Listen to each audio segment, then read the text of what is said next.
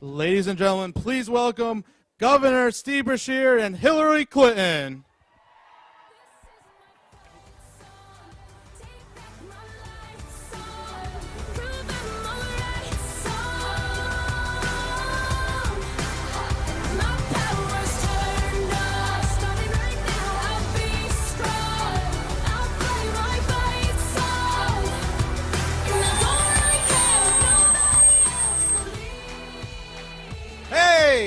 Are we ready to win an election on Tuesday? I didn't hear you. What? All right.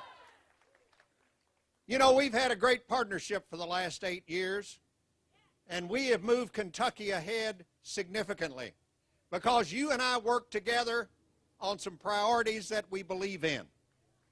Creating jobs, educating our kids, providing health care for our people.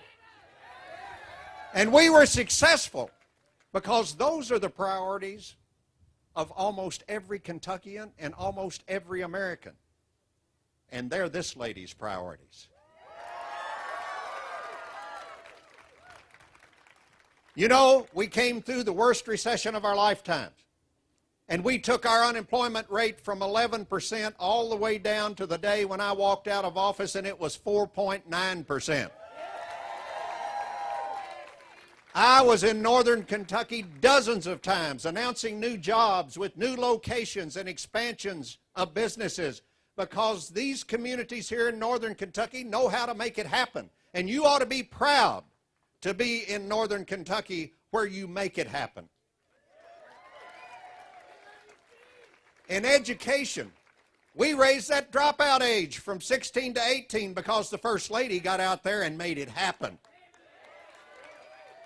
And today, we are in the top 10 states in the country in high school graduation rates.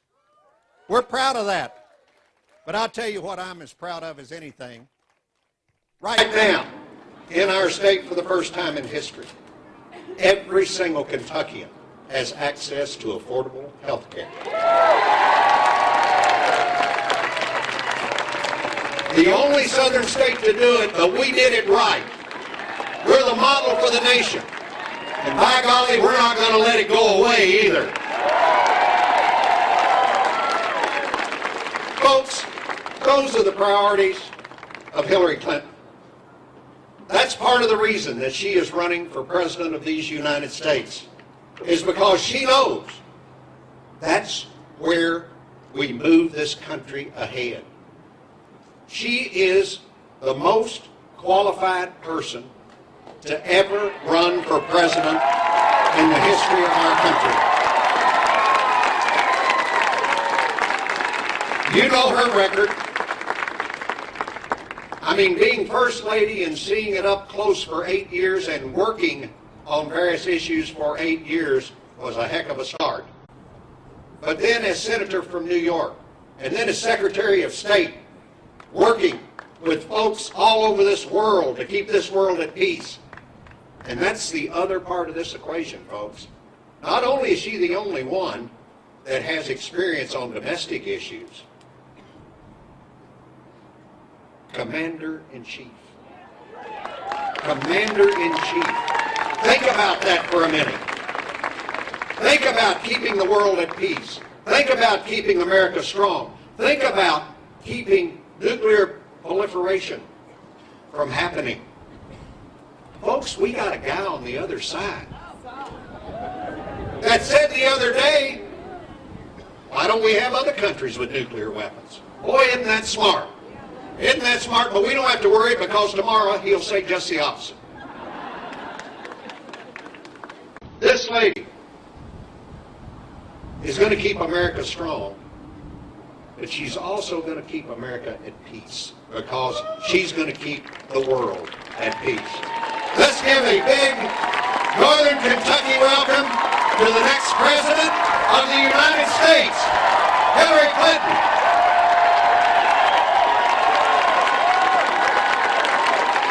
Thank you so much. Wow. It is great to be back here in Northern Kentucky with all of you and to be introduced by someone whom I admire, your former governor who did so much on behalf of this state and the people living here in terms of the economy, education, and health care. I like people who get things done when they are given the public trust, and Steve Beshear got a lot done, and it really served as a model for what governors can do if they actually want to produce positive differences in the lives of the people that they are serving. So let's give another round of applause to Steve Beshear. And I think we should also show our appreciation to our host and hostess and their beautiful children. Nathan and Mary Lee, thank you for opening your home today. Now, some of you might remember that 8 years ago I was across the street at their other home. Now, you know, Nathan's in the home business, so I didn't know quite what to expect, but here we are again on a beautiful spring afternoon in your very warm and welcoming home. And I thank you both, and I thank your children as well. But mostly I thank all of you for coming out today and being part of this campaign, first on Tuesday with the primary and then moving toward November. And I don't think I have to tell this crowd, boy, is there a lot at stake in this election. I mean, it's almost hard to imagine a more high-stakes election than this one. And that's for a lot of reasons. I think it's important to say that there are a lot of people in our country who are feeling frustrated. They're feeling anxious. Some of them are feeling angry that they are not yet recovered from the Great Recession, that they're not yet on a path that they can see will take them and their families into a more prosperous future. And I think we have to understand that. You know, when you look at the rallies on TV where people are just so pent up and so frustrated, I think there's reasons for that. And we've got to do all that we can to work together to get the economy working for everyone. A lot of Americans haven't had a raise in 15 years. And I will, at the risk of sounding either partisan or personal, I will say the economy does better when we have a Democrat in the White House. And there's a lot of evidence to that effect. You know, I know the last two Democratic presidents pretty well. I'm not running for either one of their third terms, by the way. I'm running for my first term, but I do think it's important to learn about what works. And if you think about where we were at the end of the 90s, after those 8 years of my husband's two terms, 23 million new jobs, the most in any peacetime period in our history. But here's what's most important, because I understand why people are frustrated if they haven't had a raise. In the 90s, everybody's income went up, not just people at the top. And we lifted more people out of poverty than at any time in our recent history. The median family income went up 17%, and the median African American income for a family went up 33%. Now, why am I telling you this, which may to some, particularly young people, seem like ancient history? It's because I want you to understand we have every reason to be confident, every reason to be optimistic. I actually believe America's best years can be ahead of us if we do what we have to do. And I think there are three big tests that you should apply to anybody asking for your vote for president, because, you know, it really is like a gigantic job interview. Everybody comes and, you know, they tell you what they've done, they tell you what they want to do, and you have to decide who are you going to hire to be our president. And I think there are three big issues that are the tests they have to meet, all of us. Number one, can you produce positive results that make a difference in people's lives? Because that's going to be increasingly important in this complicated, interconnected, interdependent world we're living in, where we've got to figure out how are we going to create more good jobs with rising incomes. And I've got a lot of thoughts about that. Secondly, who can keep us safe? Who can be, as Governor Beshear was saying, President and Commander-in-Chief?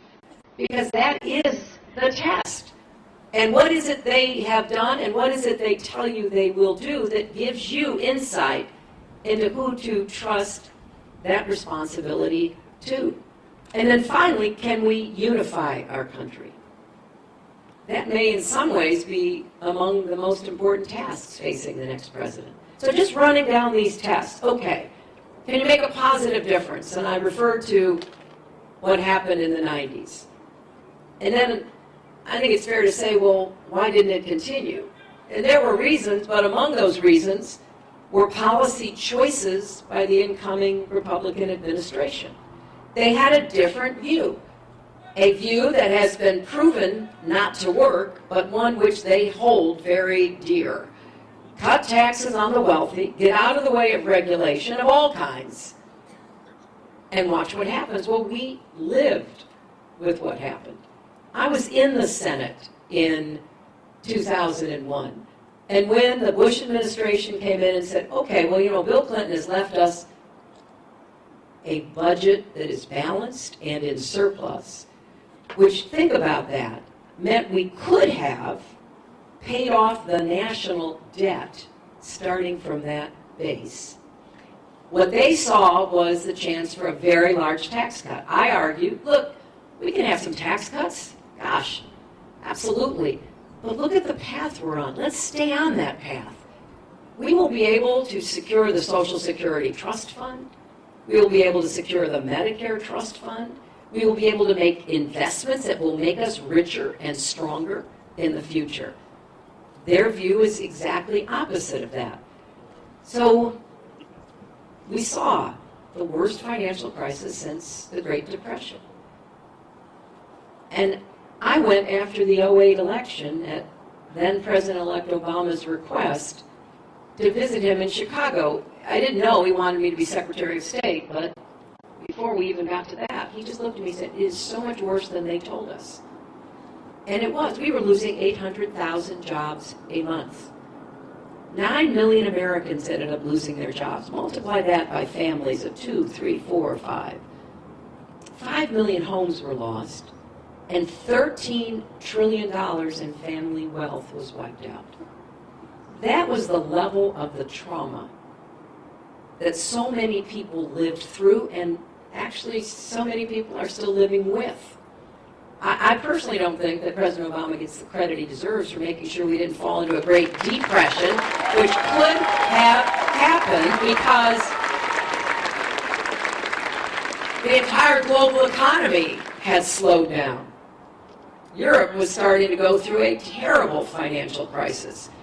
Now, we are in better shape right now than anybody else in the world, and I say that without fear of contradiction. But we're still not growing the way we need to grow, and we still don't have incomes rising. So for the next president, that is the #1 economic challenge about how to produce positive results.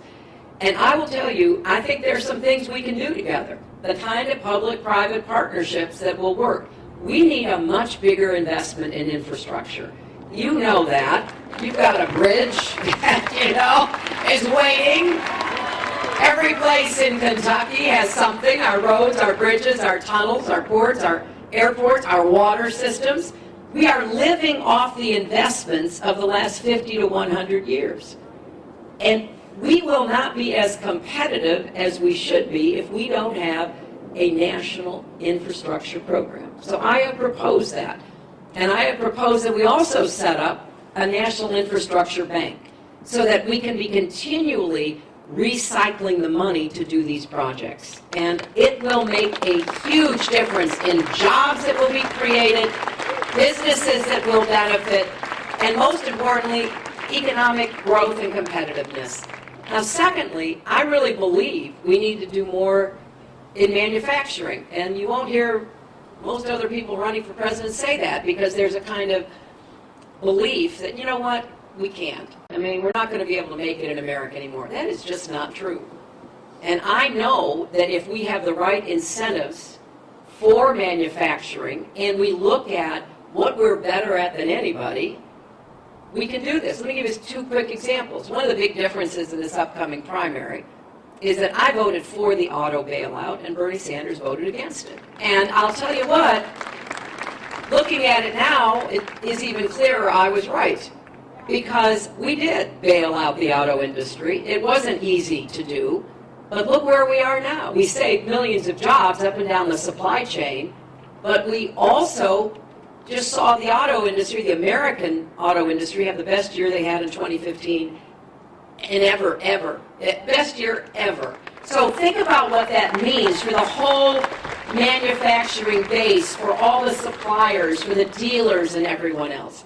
Sometimes the government does have to be there to support it, especially when it was home mortgages and problems with all those swaps and derivatives and everything else that caused the collapse. So I want us to invest.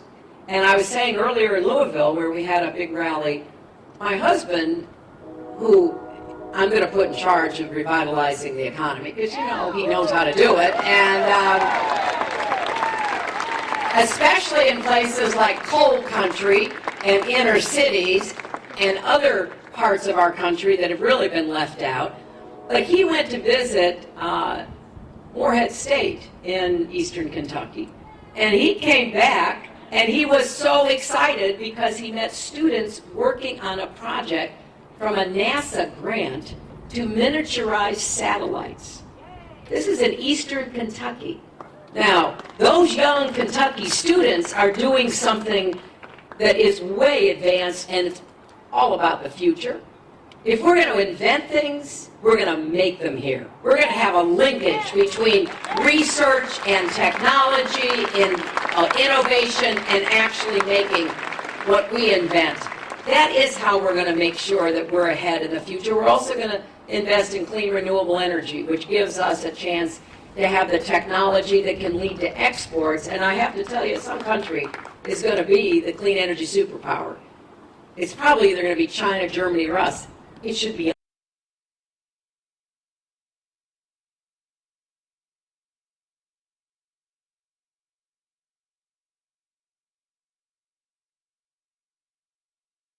can export now that we have an agreement that I helped to work on starting back in 2009 that got everybody for the first time committed, including China and India, to begin to make that transition. So there's work to be done. It's great work, and it's work about the future. I've set two big goals. I want us to deploy 500 million more solar panels by the end of my first term, and enough clean energy to power every home in America by the end of my second term. And I think that is within our reach. But at the same time, I'm the only candidate who last summer put out a plan for the revitalization of coal country. I've made this speech everywhere. I've said, look, the people who went down in those mines, we lost 100,000 miners in the 20th century. Think about that. Went down in those mines, generation after generation. Lots of them got black lung, but they made it possible for us to industrialize, to turn on the lights, to power our factories, to build the biggest economic engine and middle class the world had ever seen. And we can't and we must not walk away from them. You know, I feel such a sense of obligation, and we're going to, do everything we can to help them, get through this transition. Now, there are other things we have to do besides grow the economy. We've got to make it fairer, because if people feel like they are being taken advantage of, they are being left out, that the deck is rigged against them, or the odds are against them, they can't find their way forward, that's bad for our democracy as well as bad for our economy. People start to feel, that this isn't working, the economy, the government, politics, and then they become, very interested in easy answers and the kind of demagoguery that we have seen in this election. So yes, we do have to do more for small business. Let's get credit going to small business. Let's create more opportunities. That's where 2/3 of the new jobs are going to come from. I particularly want to support minority and women-owned small businesses because they're growing fast, but lots of them don't have the kind of tools they need. And I think we should raise the minimum wage. I mean, a $7.25 minimum wage is just a poverty wage. You can work full-time and you can't get out of poverty. And we have to guarantee equal pay for women's work. That is something that is long overdue. as I always say, look, this is not just a woman's issue. It's a family issue, and it's an economic issue. If you have a mother, a wife, a sister, or a daughter who works, you have a stake in making sure that the economy is fair to every person who works, everybody who puts their time in, who's productive. And that will boost family income because there's a lot of injustice in the current system. We also have to start thinking about what families are like today. You know, we're not helping young families really balance family and work. I had a gathering in Lexington last week, and I had one in Northern Virginia the same week, listening to these young parents. It is so stressful to try to balance family and work. Schedules are unpredictable, commute times are often really impossible, there's no affordable child care, there's no paid family leave. You know, we make it really hard to have a family and to do what people want to do in their families. We've got to find some ways to do that, and I think paid family leave is one thing that is long overdue in our economy. And you know, whenever I talk about equal pay or paid family leave or anything having to do with women's rights, you know, the Republicans, starting with their presumptive nominee, accuse me of, quote, playing the woman's card. And as I have said, if talking about these things is playing the woman's card, deal me in, because they need to be talked about, because people talk to me about it. They express their concerns. And the same with education. We've got to make sure every kid has a good school with a good teacher, regardless of the zip code that child lives in. We've got to do more on early childhood education. You know, I'll tell you a quick story. I've cared a lot about early childhood education for a long time, and the science has really caught up with that. You know, 80% of your brain is formed by the age of 3 physically. And so those first years are really critical. And I heard that your governor vetoed an early childhood education program. But what I would like him to know is that the Nobel Prize winning economist, Dr. James Heckman at the University of Chicago, has done the research to answer this question. What one investment can any country trying to grow its GDP, gross domestic product, its economy, what's one investment is the best investment to make? And he looked at everything. He looked at tax breaks, at differential tax levels. He looked at, you know, infrastructure. He looked at everything. And he was surprised when he found out it was early childhood education. To better prepare low-income, disadvantaged kids to actually take advantage of education and to have a chance to get the skills that will make them competitive. So we've got to start thinking long-term again. And for our schools, I want to support our teachers and our educators. I want to be a good partner with them. They do one of the most important jobs. We've got to get back to respecting teachers. You know, my late father used to say to me, you know, you get in trouble at school, you get in trouble at home. And we knew what that meant.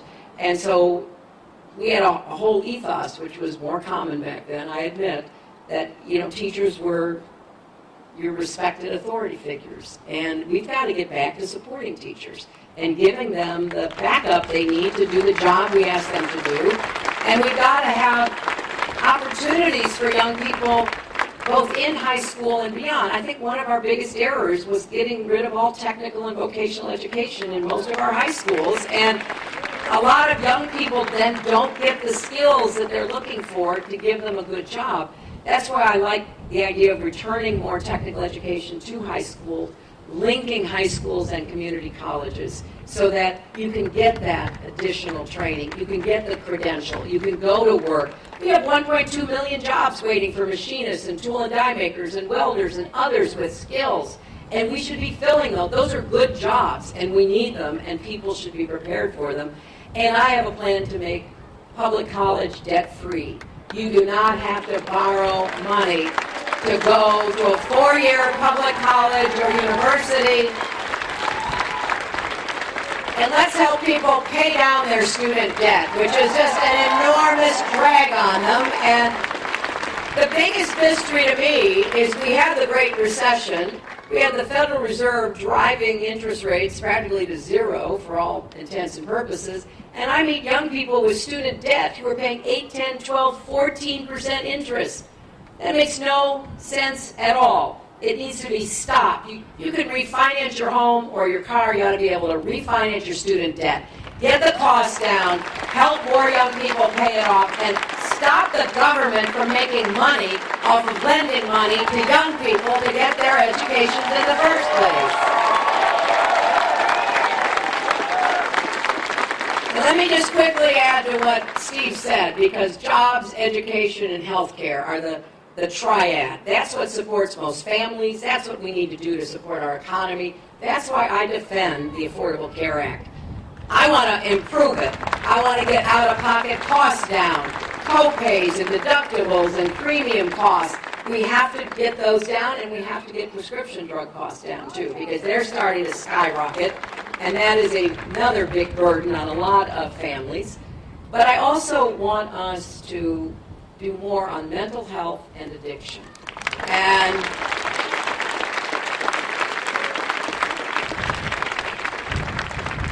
I can't tell you how painful it's been. You know, when you run for at least when I run for president or run for anything, I feel like I am drawn into people's very personal stories. I cannot tell you how many heartbreaking stories I've heard about mental health and addiction. Mental health, because although we're supposed to provide equal treatment for mental health, we don't. So we have a stigma still attached to mental health. And if you have diabetes, you tell people. If you've got depression, you might not. And we have so many people who are suffering. And our jails and our prisons are our biggest mental health facilities in America right now. People are put into them often with very little to no mental health treatment. And the same with addiction. We have a horrible opioid problem. Northern Kentucky, Eastern Kentucky, you have a lot of people who have gotten hooked on painkillers. And you have a lot of people who have moved on to heroin. And you have a lot of people who are at risk. The number of overdoses is in the thousands now. We don't have enough treatment or recovery or intervention. And we've got to stop criminalizing and sending to jail or prison people who are addicts and who have mental health problems. We've got to figure out smarter and, frankly, more cost-effective ways of treating them. And I just want to leave you on that subject with this. I've gone all over the country visiting programs. Putting somebody in jail or prison costs between $18,000 and $35,000, depending upon what state or jurisdiction you're in. Having a diversionary program with treatment is about $3,000 to $5,000. So we're spending money that doesn't solve a problem, and we're spending a whole lot more of it than we should be, instead of directing our attention to try to figure out what we're going to do to stop this epidemic, to save lives.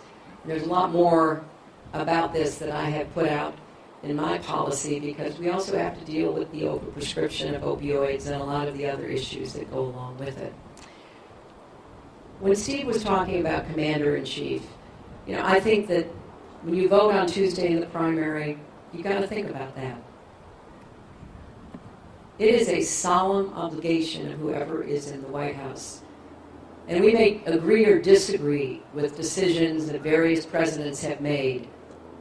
But from reading history, from watching my husband, from working with George W. Bush during 9/11, because as a senator from New York, I had to figure out how we were going to recover from that horrific attack.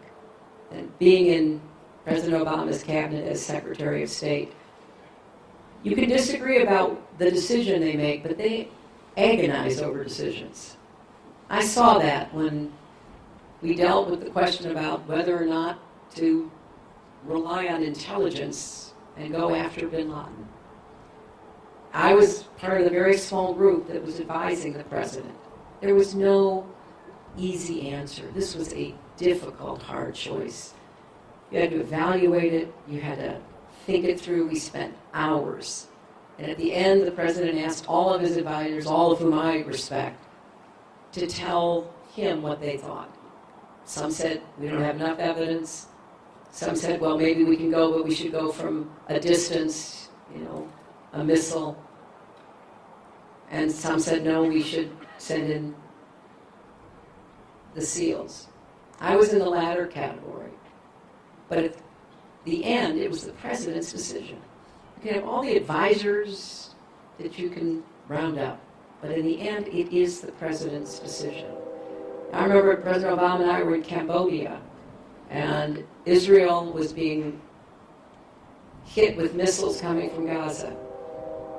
And the Israelis called and said, we're going to have to send the army in because we can't get Hamas to stop sending the missiles in.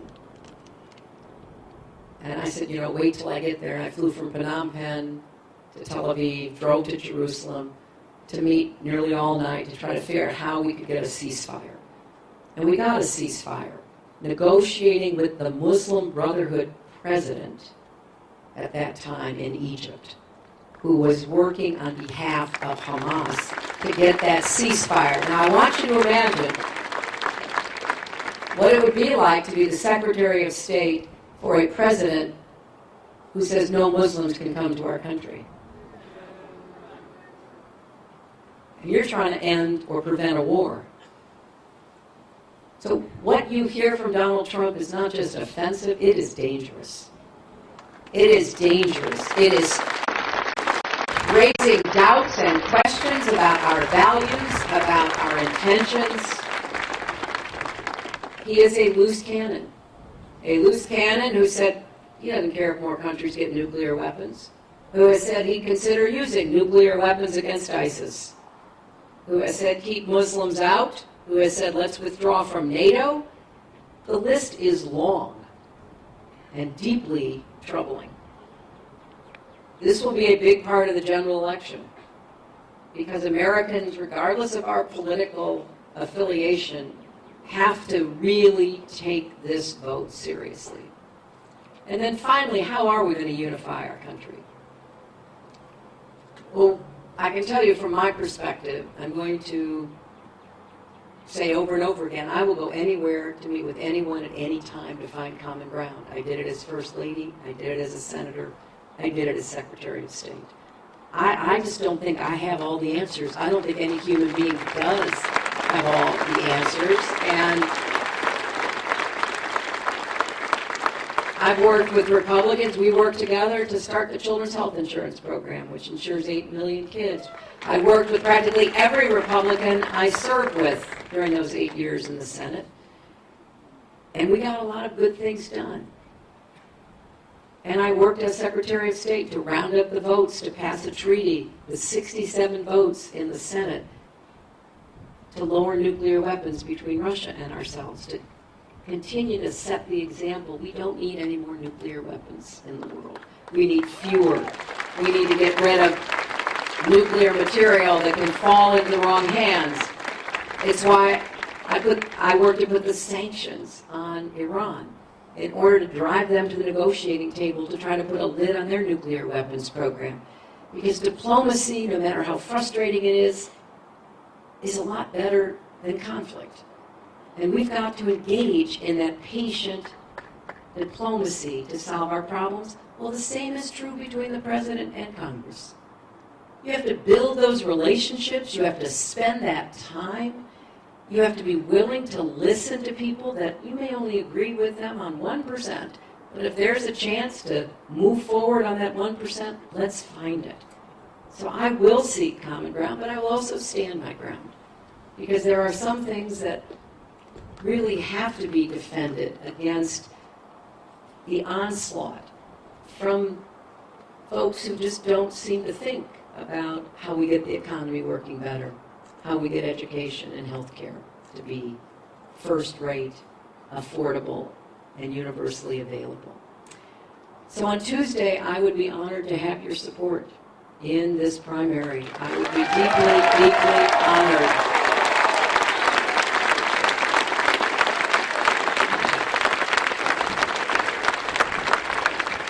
And I will tell you that I am motivated by my lifetime of work on behalf of children and families and women, going back to my first job out of law school at the Children's Defense Fund. And I am motivated also every day by my granddaughter, who I feel a special responsibility, not just for her, but for all of our kids and grandkids. They should have every opportunity available to them to be able to fulfill their own God-given potential in our country. And I will work every single day as your president to do everything I can to make that happen. Thank you all so very